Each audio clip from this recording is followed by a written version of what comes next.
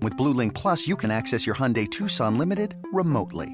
Doors unlocked, temperature set, lost car found.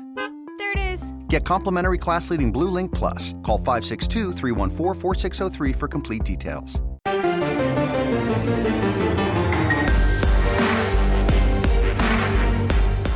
Welcome to the PowerCat Podcast, GoPowerCat.com's Kansas State Athletics Show. Make sure you're subscribing to our show at Apple, Spotify, Amazon, or wherever you get your podcasts. Now, from the GPC studios, here's your host, GoPowerCat publisher, Tim Fitzgerald. Welcome to another edition of the PowerCat Questions Podcast. We are sponsored by Fridge Wholesale Liquor, and we're getting started later than expected. Sorry, young guys. Tim Fitzgerald, Zach Carlson, we don't have big plans for the night. But Ryan Gills, Gilbert, and Cole Carmody have hearts to break and food to eat. And bad reality television that they get to watch. Oh, hey, don't let Riley hear that. Hey, Riley has given up that franchise that will not be named. Wait, is it The Bachelor or The Bachelorette? Oh, shut up. That's the whole franchise. You don't fire his man crush and get to keep his viewership. Yeah. All right. That's it. TCU supporter? Alum? I don't know. Is he? Chris His Harrison? son goes there, I think. That's what it is. Well, anyhow, hi, everyone. How you doing? We're off to a great start here.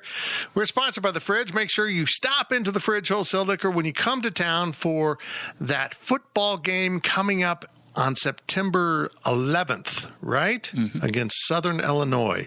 It is the University School in Illinois in the southern part of the state. Do you know what a Saluki is? It is a dog. I didn't know that. It is a dog. Our segment sponsors are not dogs. They are Tanner's and the High-Low. I enjoyed myself at Tanner's on Saturday night with some friends, as far as I know.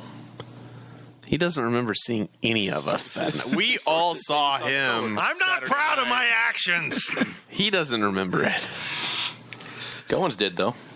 Well, Which is surprising. Yeah. Anyhow, it was a fun event filled with old people telling stories. That you've heard before. I've heard before. Oh, they never get old. Anyhow, we're going to move on to the podcast right now. This is a crappy start to a podcast. We're just all over the place. You ask the questions, we answer them. Here we go. Your questions from Wabash Station. Gills, take it away. First question comes from Herdez Joe. I'm optimistic for this year because blank. I was waiting to hear why he was optimistic, and now we just get a blank. So am I supposed to guess why he's optimistic? We're Oh, why we are. I see. I totally missed the point of that question. I like the depth of this team. I think this team finally is building up the kind of, the type of players you need at second and third on the depth chart that you have to have in this conference. Bill Snyder was incredible with his ones and sometimes the backups. But, boy, if you drilled down on the depth chart and got into some of those positions, they weren't ready. And you would see games where they just didn't have enough guys. So hopefully they have enough guys. Hopefully they can withstand the attrition of a season. And I'm just optimistic. I think this team, there's just something about this group. They're just confident. They like each other. That's why I'm optimistic. I'm kind of weirded out by how much they like each other. This team gets along with each other. After last year, what we saw, everything in the locker room, whatever else, COVID. I like how Van Malone, I don't know what dissension you're talking about. The one that we all could see because nobody seemed to like each other. Yeah. It's clear that everybody likes each other. I'm optimistic because of that. And I kind of get the vibe of, remember when Dean Wade, Kamau Stokes, Barry Brown, that final year they had, they win the Big 12 championship. That team liked each other. There wasn't really any drama on that team. I get kind of the same vibe going into this season. I'm not saying that they're going to win a Big 12 championship, but the vibe that this team has, you want me to say it? Yeah, do it. The camaraderie, the way this team likes each other, that's what they need to do to be able to win a Big 12 championship. You talked about the depth, Fitz, and I'm with you because the way, my generation grew up playing video games. We played NCAA football. And you could have some guys that were 80 overalls, and if you had a team full of 11 guys that had 80 overalls, you're going to be pretty solid. But then when you fall off and your backup's a 65 overall, things start to get dicey. But right now, K-State has a lot of 80 overalls and then 75 overalls right below them.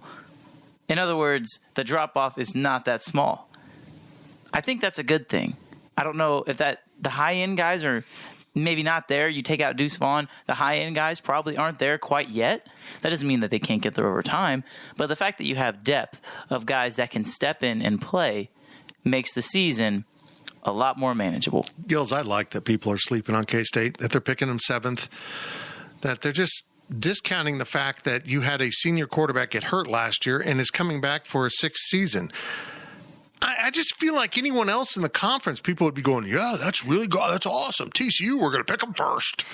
I mean, I'm just amazed at how they're underplaying the importance of Skylar Thompson being back. Yeah, and that's why I'm most confident, I guess optimistic is what the question says, is that this team went through those hardships last year without Skylar Thompson and had to have, locker room issues, a young offensive line and all that stuff. They've gone through the lows. And when you go through those lows, I know as an athlete, you don't want to go through those again. You want to do whatever it takes to win games. So the fact that they've had those valleys is going to let them hopefully get to some peaks this year. They're good. And then on the flip side of that, Herdez Joe also wants to know, I'm pessimistic for this year because blank.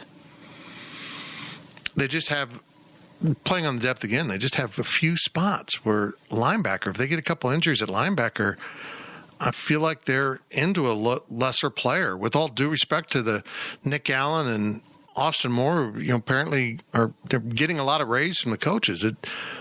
Deuce Vaughn's special. Not Deuce Vaughn, excuse me, Deuce Green is special. He's a great linebacker. I like him a lot. I think I'm higher on him than almost anyone else on the staff. Cody Fletcher's just rock solid. So they just got a few spots I'm still worried about. Defensive tackle, maybe. I'm all excited about Timmy Horn. I'm just not bought in yet. I sit there in the press conference and I hear about how dominant Timmy Horn is. I'm like, you're making me worry about the offensive line. I mean, he came from Charlotte, and he was okay at Charlotte. Not great. I'm just a little curious. I mean, he's like the press conference champion of 100%. Of unprompted, hey, name a player that's really performing well. Oh, it's Timmy Horn. It's just kind of bizarre to me. But I think for me, as far as being pessimistic goes, I'd probably go with wide receivers still. Just there's no real depth there, it feels like. It's nice seeing and hearing names like RJ Garcia get mentioned. Keenan Garber, he's maybe been a little bit banged up, but, possibly him making an impact. But there's just so many question marks there for me. And if they don't play well at wide receiver, it's going to be a tough season. See, I think the same reason I'm optimistic is the same reason I'm pessimistic, if that makes sense. You don't have those high-end guys, right? You have Deuce Vaughn as your high-end guy. Other than that, you don't have any high-end guys.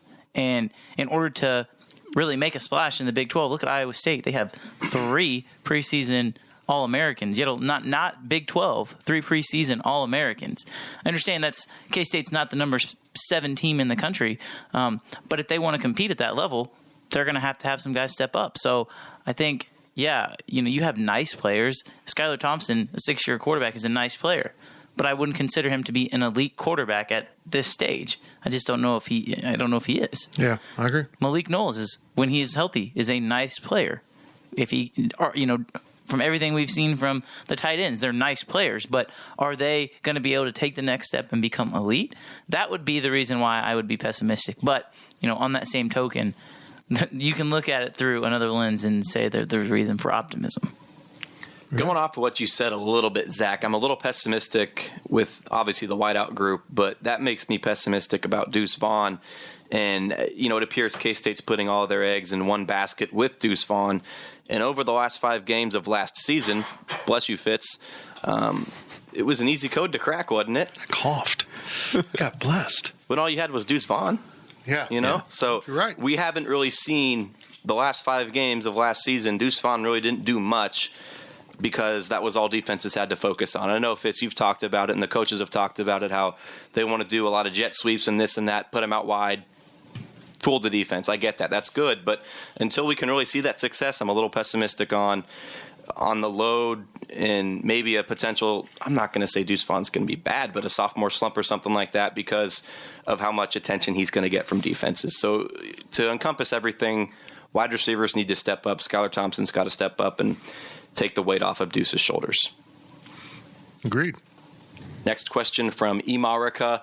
Will R.J. Garcia play through his red shirt? I think so. I mean, it gets down to this. I mean, are they really going to play Landry Weber a bunch? You know, I mean, according to the day, yeah. Yeah. Other than Timmy Horn, he had the most praise today. Was Landry Weber. It's just, I don't want to knock Landry Weber, but I mean, he's a good player, but a wide receiver every down? Can I interrupt this podcast for some breaking news? Mm-hmm. Kansas State football has named their captains. Okay, here we go. Do you guys want to take a guess before I say them? I'm going to look at it right now because we need it for content. Skylar Thompson. Okay, yeah, I guess Skylar Thompson. Jerron McPherson. Yes, I guess Jerron McPherson. Noah Johnson. That's it? Yeah. And there's one more. What's your favorite breakfast? Are you ready to be surprised? Ham and eggs. Are you ready to be surprised? It's press conference champion, Timmy Horn. Yeah. I guess there's what's your favorite cereal? Are you serious? Timmy Horn's a captain? Timmy Horn is 100% a captain. serious. I have never really encountered a young man that has come in like this and had such an impact on the locker room. We can discuss how he'll be as a player. But we saw that at the press conference we had, his personality come out. I mean, he's just a really likable kid. And he mentioned that he came in and really worked out hard. I think he's a more sculpted than he was at Charlotte. From what feedback we're getting, it looks like maybe he's bigger, stronger than he ever was at Charlotte. But that's incredible. He went straight from the transfer portal to being named a captain. That should tell you everything you need to know about him as a person. From a G5 to a Power 5. Yeah. Mm-hmm. To a team that had already a starting defensive tackle in all intents and purposes with Jalen Pickle. And Huggins. Yeah. Wow. Okay. Well, there we go. Back to R.J. Garcia, because I know that was what the question was about. I think he's got to play. Well, he's going to have to play, but will he play more than the 4 games? It depends on how good Keenan Garber is, I think. That's a good point. Keenan Garber is the speed guy right now. Yeah. If he's ready to play. I think it depends. How does he play the first 2 games? Because I think if he plays well against Stanford, it probably won't matter. They're going to burn it. He'll play the whole season. If he plays okay against Stanford, they might give him one more game against Southern Illinois. And if, that's not as good too, they might just say, hey, it's all right. We still got you for 2 more games. We're going to use you situationally where we think that you're going to best help us. So I think that he's probably got a couple games in him early. And if he plays a 3rd game, if he plays against Nevada, I think he's going to be good for the season. Yeah, I'll be intrigued. If there's a freshman that's going to burn his red shirt, it'll be him. I'm not sure, but they just have a lot of guys at receiver. They could play. We could see him out there, but will they, play? Will they be someone that you really want on the field all the time? I mean, it intrigues me. I think if K-State's smart, then they need to bring Plies into Manhattan. They need to have a concert. And then they need to have R.J. Garcia as the opening act. And then he'll score 2 touchdowns in whatever game. I'm lost. Plies comes and performs. You know who Plies is, correct? No. I had never heard of Plies until last week. I have no idea. He's a South Florida rapper. Okay, yes, I'm really big in South Florida rap. Rick Ross is from South Florida. Hold on.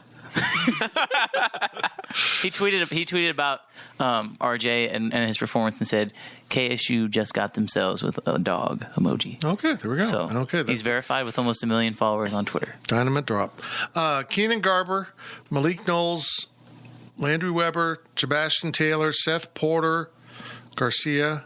They've talked about Eric Hummel a lot, which okay. Shane TikTok Porter? No. Who else am I coming across here? Oh, well. There's just so many. Oh, Cade Warner. Cade Warner. Yeah. Warner. Yeah. Tyrone Howell, Phillip Brooks. I don't know. I don't see how R.J. Garcia Unless I get into injuries. doesn't get redshirted. Right. I agree. Another one from Imarika. Will Deuce live up to his number 44 ranking in ESPN's top 100 college football players? I think so. I mean, you talked about defenses are going to try to take him away, but I think it got easy last year to take him away. I asked Coach Kleiman about that at Tuesday's press conference. They just didn't have weapons by the end of the year. I mean, they were down 2 tight ends, and with Joe Irvin not being back, being in the program for a year, and the receivers were sucking. They just didn't have other weapons. They had a freshman quarterback and a freshman running back, and they provided a lot. I think Deuce is going to have a big year. I think we talk about Will Howard getting thrust into action as a true freshman without spring practice and all those things. It happened to Deuce too, and he held up pretty well. I think he's going to be fine. How many running backs are above him? I guess that's probably a rhetorical question. I don't know. Not that many. They're all taller than him. Not that many, I think. Why didn't Imarika, why didn't you use Pro Football Focus's rankings instead of ESPN's? Because I'm sure it was a lot higher for Deuce. What was he? I don't know. No, you don't know. They just love Deuce. I think Deuce will, to answer the question, live up to his ranking because he's only going to get better. Like, even if defenses game plan more for him, he's only going to become a better football player. He was here for the whole offseason. He was here for spring ball, which he wasn't here for before. And now you add into the fact that you get Joe Irvin back, who can, I mean, let's be honest, guys. Any number or combination of DJ Giddens, Jacardier Wright, Joe Irvin will be better than Harry Trotter. I fully believe that. I like Harry Trotter. He was a nice player. But I think if you combine those two especially, with Jacardier Wright and Joe Irvin, they can provide more of a breather for Deuce Vaughn. So I think he's going to be more fresh. I think they're going to find more ways to get him the ball since he's been in the system for a whole another year. I just think even if defenses game plan for him, he's too good to not play up to his ranking. I feel like in the grand scheme of college football, 44 is a pretty high ranking. Mm-hmm. And I just think if he not necessarily a sophomore slump, but if K-State can't open up the game and get the ball away from him for some plays and make him, less predictable, I don't think he could possibly live up to his ranking. Well, it's about touches, right? I mean, if he gets 15 touches and he maximizes those opportunities, is he living up to his ranking? As opposed to if he gets 30 touches and maybe doesn't get as many yards. That's just how you want to look at it, right? Yeah. I see what you're saying. He's a top 50 in terms of agility and speed and all that stuff, but from the results, and all that stuff, yeah. So it depends on your definition, I guess. Yeah. Another one from Imarika. How much playing time will DJ Giddens receive this season? Hardly any. I think he's going to see 4 games. Yeah, if that. Mop-up time. He'll play against Southern Illinois.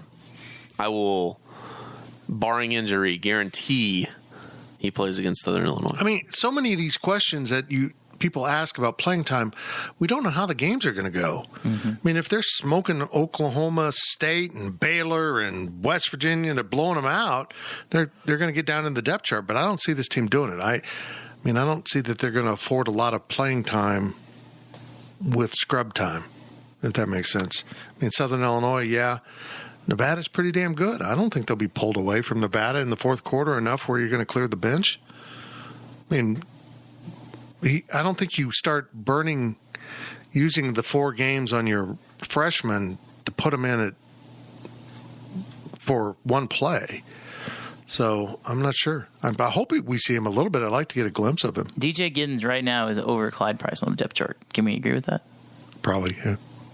I mean, he might be over the depth chart. Doesn't mean he's going to play. Right. Yeah. Right. So I guess to answer the question, you're right. I mean, hopefully he doesn't have to play that much. Hopefully he plays 4 games.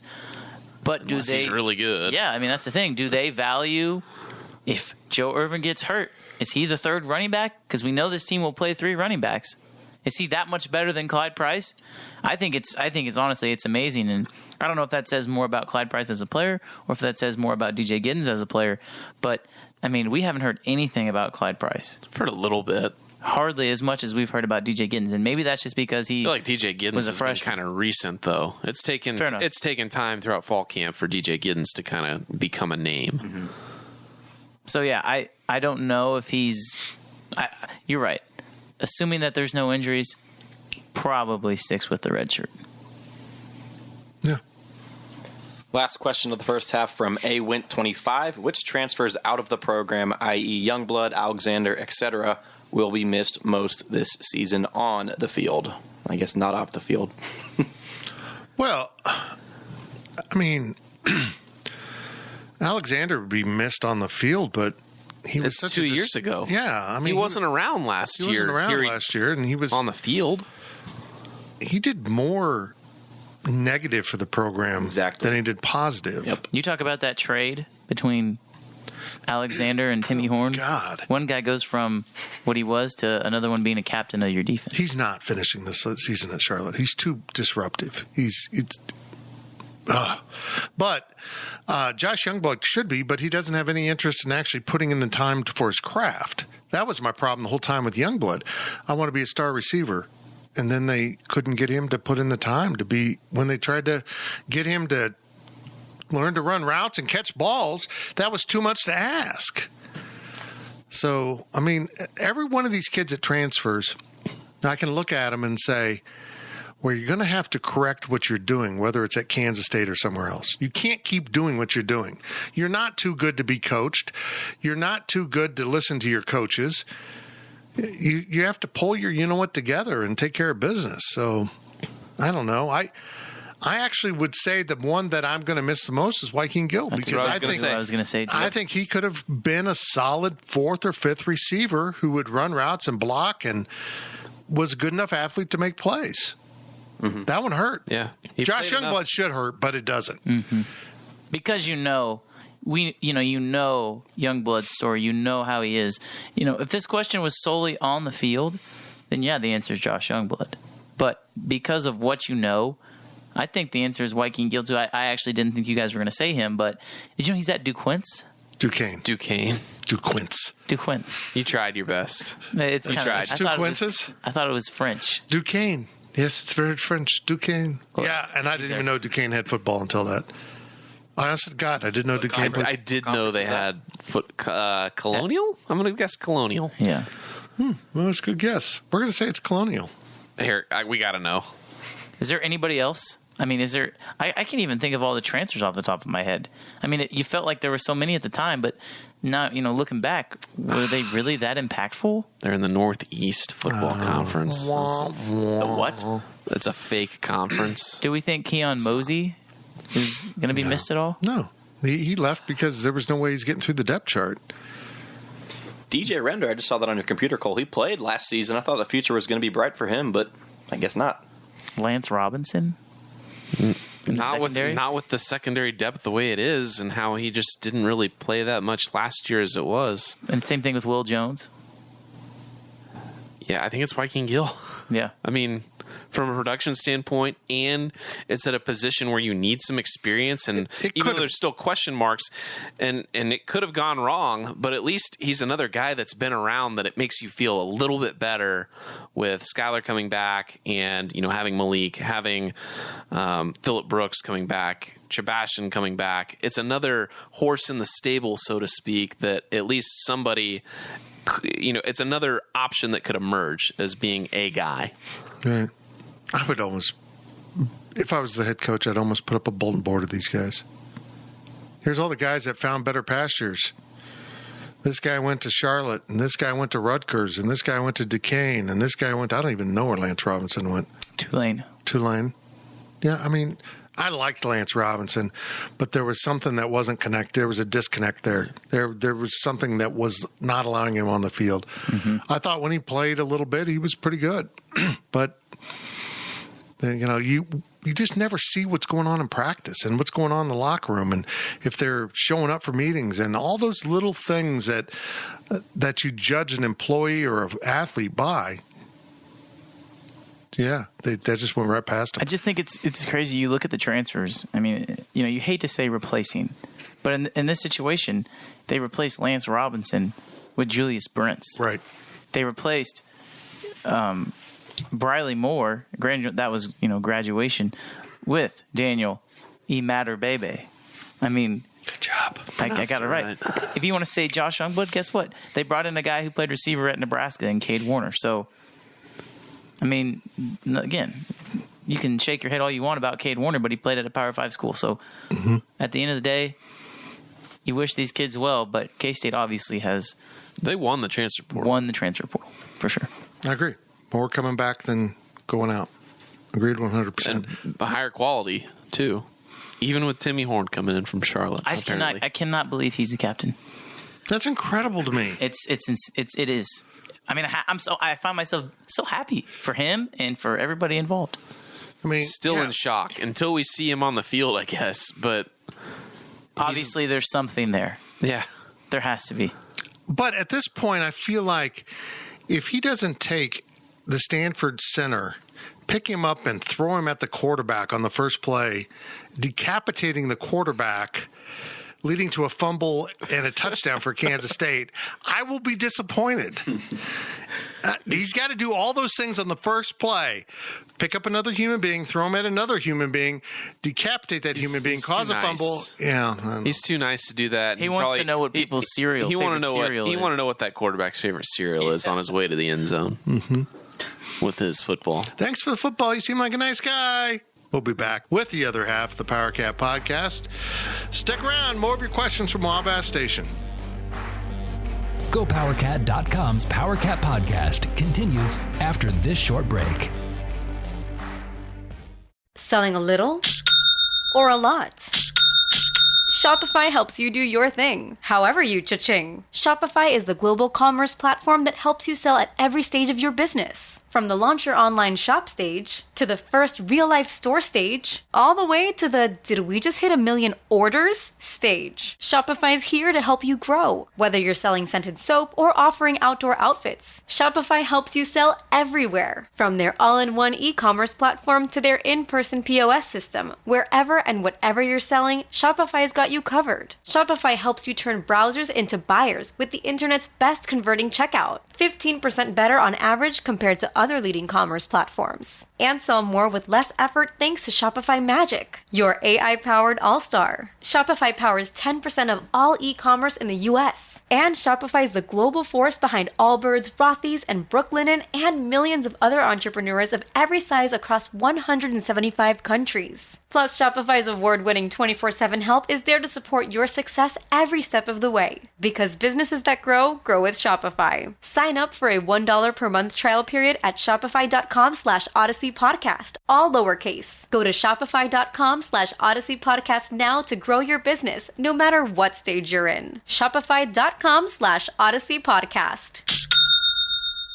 Imagine the softest sheets you've ever felt. Now imagine them getting even softer over time. I'm here to tell you about Boll & Branch and how you can discover this new level of softness with their iconic sheets. In a recent customer survey, 96% responded that Boll & Branch sheets get softer with every wash. They source the rarest 100% organic cotton for an incredible softness to start. Then they skip the toxins and harsh chemicals for a natural feel unlike anything else, and it all comes together with their signature weave. This special design feels buttery, breathable, and unlocks new levels of softness with every wash, and they stand behind their promise of softness. With their 30-night guarantee, you can wash, style, and sleep in their sheets for an entire month. If during the 30 nights, you don't love your sheets or feel them getting softer and softer, you can send them right back. No questions asked. So head to bollandbranch.com for 15% off your first order with code Odyssey. That's BOLL and branch.com. Exclusions apply. See site for details. Welcome back to the Power Cat podcast. Now, let's return to the GPC studios. Welcome back to the Power Cat Questions podcast. We're sponsored by The Fridge. Our segment sponsors are Tanner's and the High-Low. Make sure you're supporting all those local businesses when you come to Manhattan. Golly, football's around the corner. It's so weird, guys. It just kind of snuck up. I just realized that this week it's the week before game week. What? How did that happen? It just got here that fast. Next week is game week. Which means me and Cole have a date plan on Sunday night in front of our TV. Oh, come on. The Drive returns this Sunday. WIBW Season 16. When The Drive started, My co-host Scott Chasen was 3. I don't know. He's not 19. He looks like it. He might be 19 inches tall. He's a little fella. He was in grade school. There's no doubt about that. He was in grade school. He's not that much older than us. I think he's like 26, 27. Yeah. I think he's probably like a couple years younger than me, maybe. Yeah. I don't know. There we go. 16 He might have been in seasons. 6th grade. As Tom Keegan said, it's fifth the grade. gun smoke of sports talk shows. We're never going to end. We're never going to go away. Let's get back into your questions from Wabash Station. Take it away, Gills. First question of the second half is from TN Cat. Why is Nevada practicing in Palo Alto? Flyers. Man, what is up? Palo Alto. It's Palo. Palo. Palo. I can't say I say DeQuince. You say Palo. This is a mess. blame Jay Norvell. The really bad fires out there in the Reno area. Riley was out there for a bachelor party this weekend. And Was he in Reno? yeah, they went to Reno. He had to fly out of Sacramento because the fires were so bad. Like no flights in and out of Reno. Like this fire is serious. So the air quality is so bad, you really can't do much outside. So are they taking online classes? Then I would have to imagine. I don't know the arrangement, and it could have just been for fall camp. Yeah, and I don't know what Nevada's student schedule is either. Maybe they're on, the silly Oregon thing where you start in mid-September or, whatever. Stanford's on trimesters. We know that. Yeah. Weirdos. Quarters. I don't know. Were they quarters or tries? I don't know. I feel like there. K-State's considered a trimester place because you have the 2 regular plus the summer, and that's 3. It's not really, no. Yeah, because when K-State played out there in mid-September, right? It was a mid-September game. Yeah. School was in session. Early September. Because the summer trimester had gotten out, and then they were on a small break before they came back before Christmas, and then they had it's weird, man. It's like 3 semesters all of equal length with a month in between or something. It's very strange. It's California. Anyhow, yes, they had to move practice. So it is kind of odd that 2 opponents are like sharing a practice field. And I don't even know how you share a practice field. Surely they're on like some other field. I would imagine one's at the indoor. Stanford has a lot of facilities. Plus, that's where the U.S. soccer teams, they like to practice and have training before big tournaments. They usually, at least in the past, they've set up at Stanford before. So it wouldn't surprise me if there was plenty of space, especially if school is not currently in session.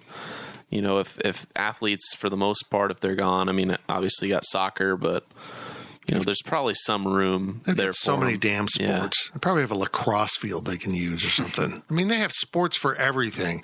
They tried to drop 11 sports. If K-State dropped 11 sports, it wouldn't have sports. I think if you literally grouped if you counted track and cross country as one sport, you're 0. You couldn't drop 11 sports at K-State if you didn't touch track sports, right? I believe that's correct. Oh my God. Women's and men's cross country, and then track and field counts as 4. Indoor and outdoor. Indoor and outdoor, men's and women's. How much? That's 6 running sports of the 16. Crazy. How much is the proposed new indoor practice facility at K-State supposed to be worth? Millions of dollars. Yes. Well, more do we than know $12. But less than billions. Is Less it than 12 billion. 90 million? It More might than be. that? That's what That seems Stanford is. expensive for an indoor. That's what Stanford's $90 million football facility is. I would bet that it's half that. Yeah, I bet you Stanford ran into lots. I don't know. I'm not sure. I'd put K-State's indoor at $20 million. Oh, see, I think it's going to be like 50 or 60. I don't know. We could look it up on the internet, We or we could. could just babble. I'm choosing to babble. Some construction person will come on Wabash and yell at me or you. It's been Cecil. a weird day. It's just been a weird day. I'm not fully functioning as we tape this podcast. We're running on fumes. But we did learn about an historic alliance today. Wow, that's so game changing. We'll get into that. Oh my God, it's just so incredible. It's We'll get into it. it's so amazing. Next question, Gills. From AWint25, how much do you think Jay Norvell, Nevada, and David Shaw, Stanford, have met recently in person due to the Wolfpack practicing in Palo Alto? And specifically, do you think this hurts our chances against either team? No, they're not. They're not hanging out. They're not hanging out. They're going about doing their thing. I mean, maybe they met. They might have met once. He showed them. We don't know. We don't know how their facilities are. Right, and plus how close they are together. David Shaw's an all business kind of guy. I can't see. Hey Jay, let's go grab a beer. Let's talk about K-State and how we're going to kick their ass. And David Shaw's on. He better win this year, or he's going to be gone. So he's getting there. Pretty damn good coach, but yeah, I'm not too worried about it at all. No, at all. I mean, if there was comparing notes in the middle of the season, but.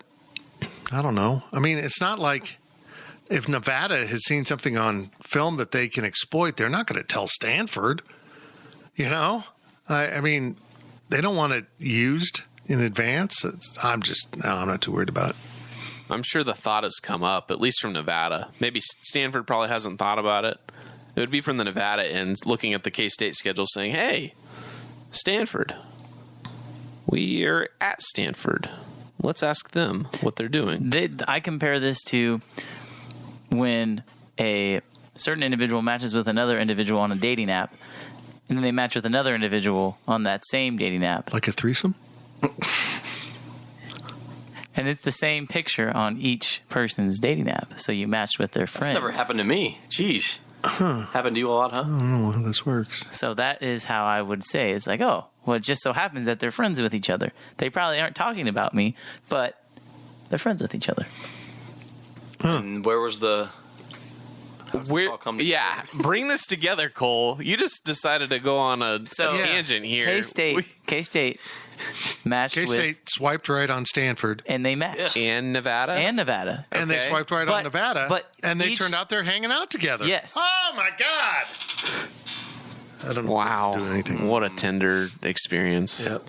Anyways, I mean, there's NCAA, rules. They're not going to, form an alliance or something like that. There's nothing's going to happen. Oh, another alliance. Oh, I get a lot of alliances. From PowerCat Ryan, could the next step in realignment be trimming teams that aren't bringing value to their respective conferences? If so, which 5 to 10 teams are most likely to get quote-unquote cut? No, that's not going to happen. But if it did, Vanderbilt would be gone. Although they wouldn't be, because they like to have them. The SEC likes to have them for two reasons. One, everyone gets to win, for the most part. And two, token academic school. Token academic school. Literally. The one academic school they have that would fit into the Big Ten or Pac-12 is Vanderbilt, and then go, but we got Vanderbilt. I mean, it's just crazy why they keep them around. You look at the Big Ten, Rutgers? Yeah, they probably regret Rutgers. Yeah. They probably really do. It doesn't add the New York City market. No, this whole market thing. People are still talking about markets. Yeah. There's no such thing as markets in a streaming environment. Markets are about getting on the cable systems. It's Nebraska in the Big Ten. That's who it would be. You want to get rid of them? Yeah. I think it'd be the opposite. Nebraska wants to get out of there. I think the Pac-12 would dump Oregon State and Washington State if they could. Mm-hmm. Yeah. I mean, those two agricultural schools. ACC, but see, the schools like Wake, they're so woven into the fabric of the conference, you don't get rid of them. Yeah. Georgia Tech? Georgia Tech's a really good academic school. Okay. That's the Vanderbilt of the ACC. Kind of, yeah. Okay. The Virginia's there too. Yeah, but they've got good academic schools. North Carolina. But, that's just not going to happen. It's not going to happen. Nobody's going to go through. That's why I just find how people are treating the remaining 8 so offensive. Someone tweeted about it. The remaining 8 didn't do anything wrong. They basically got screwed over by business partners, and now everyone's making fun of them for getting screwed over. It's weird the way people are dancing on the graves. And I get it from fans because fans are petty, and I do it to Nebraska. I get it. I understand that. It's fun to poke fun. But when I see like college football writers who don't grasp the topic very well. Not like beat writers. Like, I'll say it, Stuart Mandel.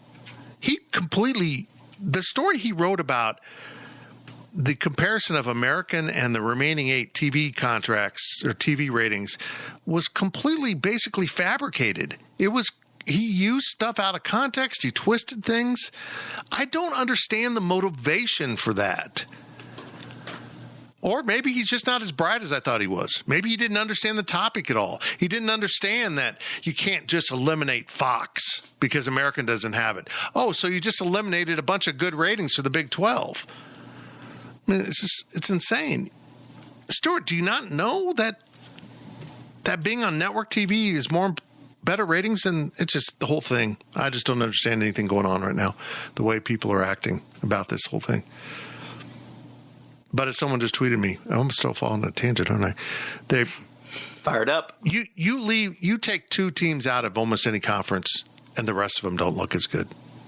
If you take Michigan and Ohio State out of the Big Ten, even if Michigan's not been doing what they can, you take those 2 signature schools out, you have problems. It's like Texas. Right.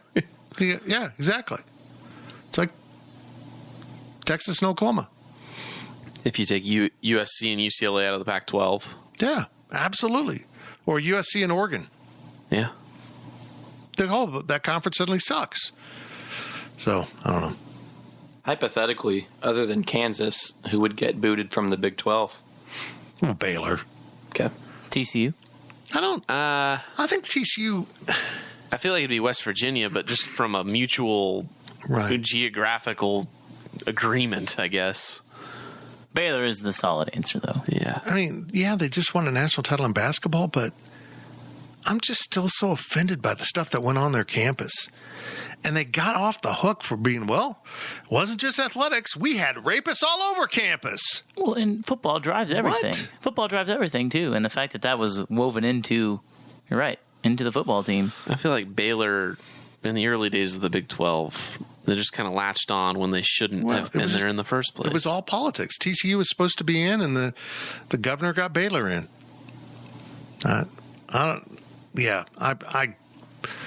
If the Big 12 ever reforms, like if they say, you know what, we're going to just start over, I wouldn't include Baylor. I would take Houston over Baylor, but I wouldn't take Houston with Baylor and TCU. Oh, there's so many moving parts here. But yeah, nobody's getting left out. And I think that's secretly why so many fans are celebrating on it. It's like, hey, it's not us. Kick those guys out. But it's not going to happen, folks. You're all overreacting. And I get the initial day of it, the first couple days. It was such a blindsiding by people you thought you trusted. What they did, there's no other word for it. It was shitty. It's absolutely demonic what they did. It is the most selfish, unbelievable act of treachery among friends and business partners. And that's why one of the commissioners said, if you have to check the contract, you don't really... It's not even about the contract. They can't get out of the contract. They tried to destroy the conference. It wasn't about leaving and breaking the contract. They had planned to destroy the conference and thus destroy, I don't know how many countless jobs along the way. What it would do to Ames, Iowa, if all of a sudden you're in the MAC or the Mountain West. What it does to Kansas State. And they willingly calculated and did so. It's unbelievable what they pulled. And I'm kind of glad this alliance formed against the SEC. I mean, I think it's silly. I think it's stupid in a way. You know, it's like, oh, we're the academic schools. You are the SEC. Honk-a-tonk. But the SEC was a bully. They just, nobody's getting left out. People are going to get included more. And I think that's the one thing the alliance brings to the Big 12's advantage is they wouldn't mind having some of these other schools included. You had Cincinnati, Central Florida, other schools, BYU. All of a sudden, most of the schools you talk about from the other conferences that need to be included in the playoff are out off the table. They're part of the Power Five. So I think where we're going to end up is with an 8-team playoff and a limit of 2 per conference and 1 non-Power 5 if they're ranked so high. But if the Big 12 absorbs a lot of these good programs, that's not going to happen. Coastal Carolina ain't making it. Mm-mm. Although I wouldn't mind that as an expansion. Except it's Myrtle Beach. Kind of crappy nowadays. You can make it nice. You make it nice. From Adam K. It's just been so long since you spoke.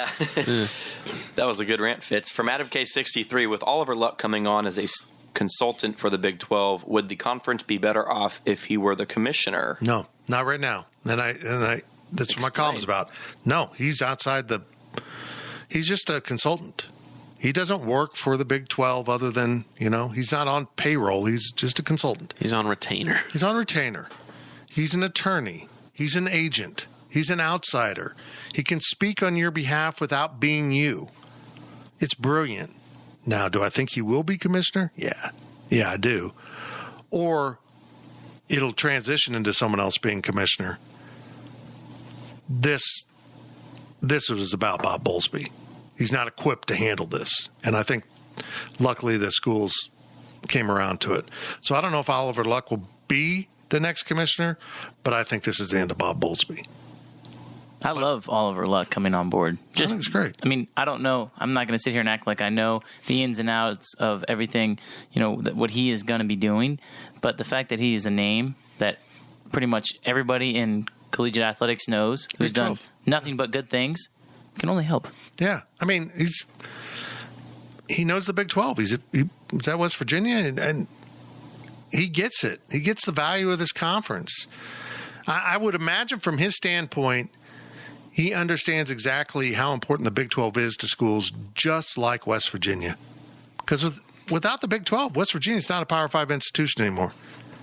They're just not. They're an independent. They're just stuck out there. The ACC doesn't want them because their academics kind of suck. So I think he understands that the Big 12 right now serves a legitimate purpose and can bring in the Cincinnatis and Central Florida schools that honestly probably deserve to be Power 5. They've done incredible work without a Power 5 budget when you stop and think about it. From Pro Dandy, what are your thoughts on the Irate 8 structuring a TV deal to play Thursday, Friday, and late Saturday if it means more money in the deal? Well, you just got to do whatever you got to do. Whatever they're paying you to do, and whatever the money is. I wrote this. Do it. You just got to do it. I mean, that's why I like the Big 16 in all 4 time zones. I love the idea. You've got your East Coast teams kicking off at noon Eastern, so it's 9 a.m. on the West Coast, and you got them kicking off at 7 p.m. on the West Coast, which is 10 Eastern, and you are wall-to-wall football with your conference. And maybe you have a Thursday night game. Maybe 2 of the games are streaming. Maybe 2 of them are on network if you get the right network. But, maybe you're on CBS. Look, if there's a Power 5 conference that's on the CBS Sports Network, people will get used to watching the CBS Sports Network. They're not doing it for the Mountain West. I mean, it's just like Fox Sports 1. Right. 8 years ago when it debuted, everyone's like, oh, it's just the Speed Channel with a Fox logo on it. Right. Calm down. See what it is now? Right. Fox Sports 1 is a mandatory household channel. People get so caught up in their linear, the moment thinking. The best comment was the Pac-12 commissioner saying, we need more TV partners, basically is what he said. It's the only thing that came out of that stupid alliance press conference that meant anything. He's exactly right. If CBS leaves the college football environment because they lost the SEC, it's bad for everyone. Because Fox can't counter ESPN. There has to be a third, if not a fourth player involved. And hopefully CBS would be the type of entity that might say, yes, we'll take you on. We might only show a game of the week on CBS. And we might scatter some games across I mean, I don't understand why CBS wouldn't be interested in doing the same thing they do for the NCAA tournament and leveraging TNT and TBS and even, what's the other one? True TV. True TV. I can't even remember that. Just call them Practical Turner. Jokers. Why not just, Turner. did they change it to Turner? They did No. change it, didn't it? I mean, it's just that, been that, yeah. all these channels are Turner. Yeah. I guess Yeah. is what I mean. But I'm not sure why they wouldn't hop back in and say, I mean, what in God's name is True TV putting on a Saturday afternoon that's getting good ratings? Impractical Jokers. I know. It's crazy. It's the only show I know on there. Yeah, because what's valuable about True TV, and again, it's True TV, nobody watches that. It's on almost every cable It is. network. It is. It is on. Every cable carrier is carrying True TV. That's why it's used for the NCAA tournament. I don't know. I just think they need NBC more involved. They got to get Amazon involved. The more entities that the Big 12 can try to bring to the table, the more pressure it puts on ESPN. I'm just the point where I hope this breaks ESPN. I hope this breaks them. Could you imagine if Jeff Bezos, instead of being into space, was into college football and used his billions of dollars to create whatever conferences he wanted at his sole willpower, basically? Well, He could pay them $200 million a year. Like, you guys are going to play each other. Would he give Here them you go. bathroom breaks? That would be kind of important. I don't know, you might have to use the tent that they pop up on the sideline. Yeah, Yeah. Or a towel like Bill Walker. Yeah. like it. That's the second time we mentioned that today. Wow. Not on this podcast, sorry. Last question comes from El Camino Cat. If the Big Ten, Pac-12, ACC alliance includes a non-con scheduling component that freezes out the SEC, do you think that opens the door to rebuild Big 12 SEC non-con scheduling agreement? Yeah. First of all, let me say this. If you're on Wabash Station, you need to be reading El Camino Cat's stuff right now. He's all over realignment. He's actually, he's thinking very logically with what he's posting.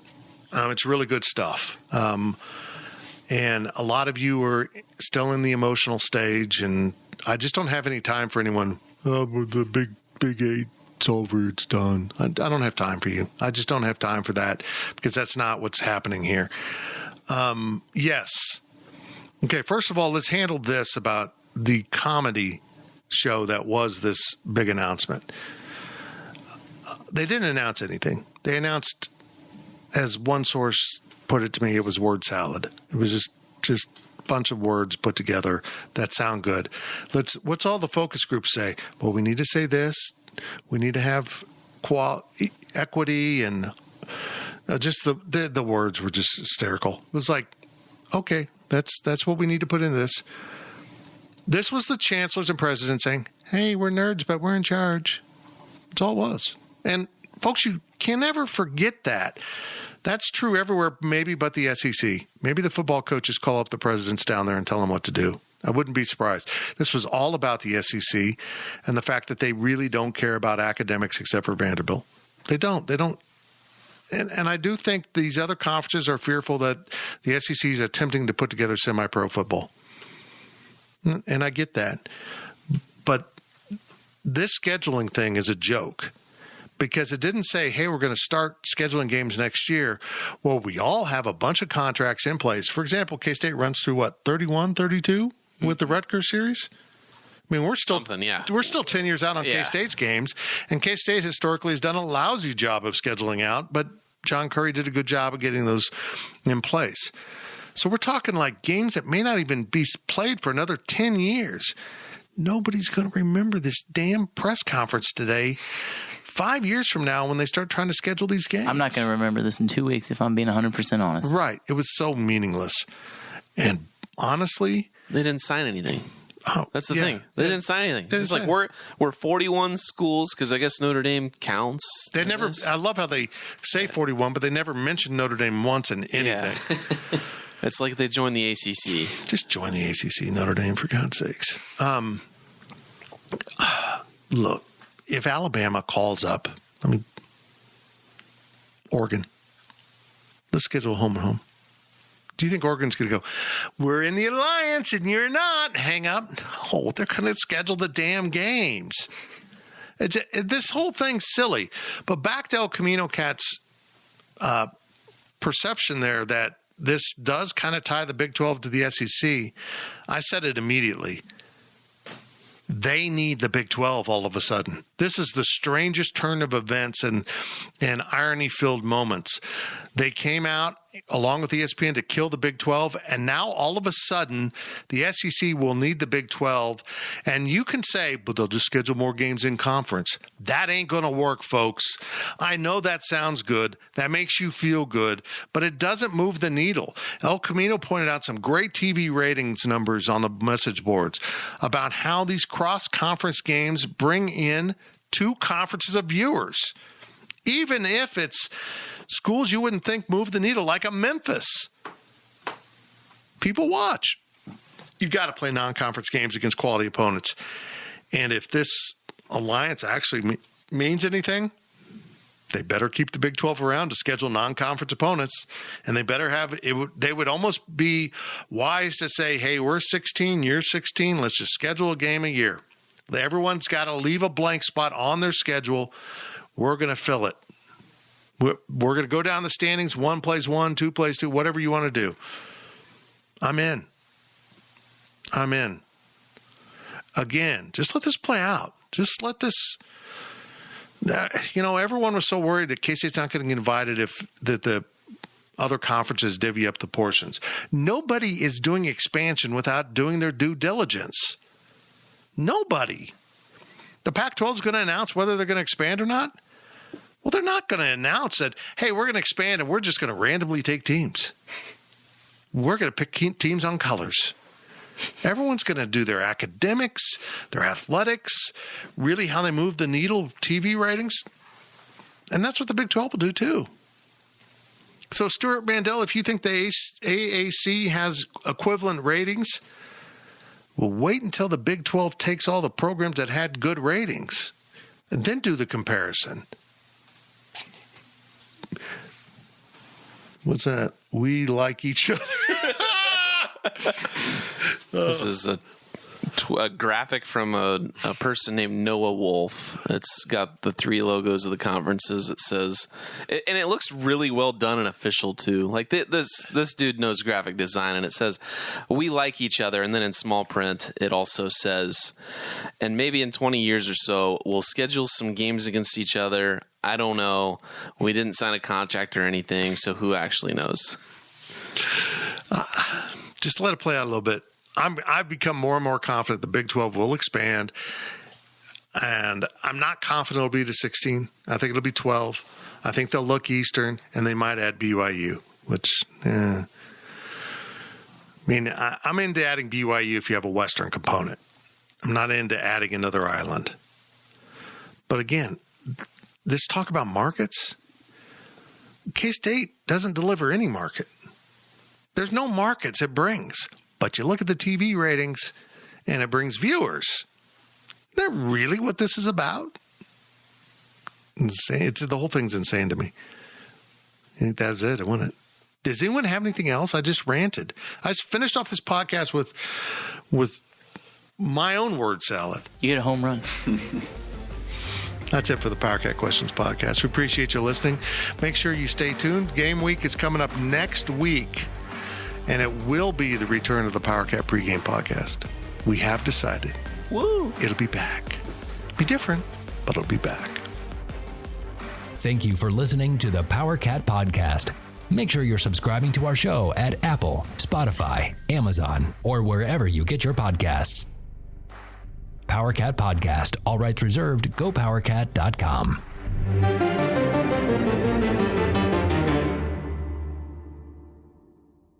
Ready? Go. Mission Impossible Dead Reckoning is coming to Paramount Plus. Hang on! It's off the charts spectacular.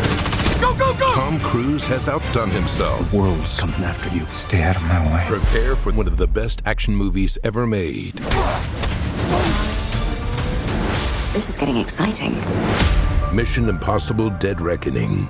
Streaming January 25th on Paramount Plus. Rated PG-13. Some material may be inappropriate for children under 13.